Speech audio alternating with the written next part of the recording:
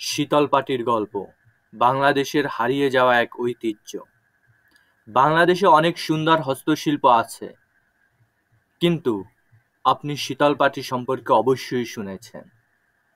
সিলেট ও রংপুরের এই শতাব্দী প্রাচীর শিল্প শুধু একটি পাটি নয়, এটি এক অনন্য শৈল্পিক সৃষ্টি।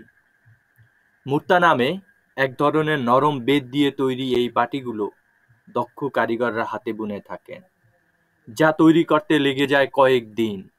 এর বিশেষ বুনন কৌশল একে প্রাকৃতিকভাবে ঠান্ডা রাখে, গরমের দিনে আরামের জন্য একদম উপযুক্ত।